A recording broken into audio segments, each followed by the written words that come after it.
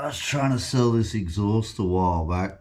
The dude wouldn't buy it because of this crap set of extractors, and he wouldn't buy it because of that little crack.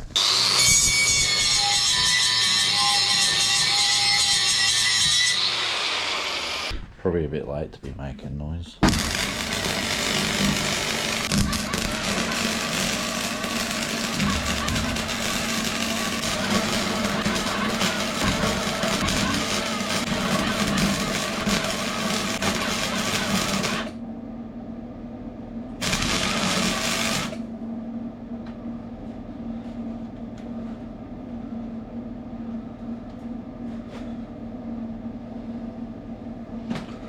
I did burn a big hole in there, and while I did all that, I found out there's another crack on the other side. I fixed the hole. It's a bit of bird shit.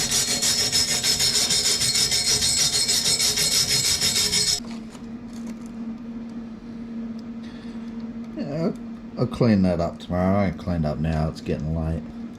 Weld all that up, clean all these exhausts up, like clean that one up because I got a set over here. Another one there. VY Ecotech exhaust. Clean them all up, paint them, $400. I think I paid $200 for them. Peace out, G's.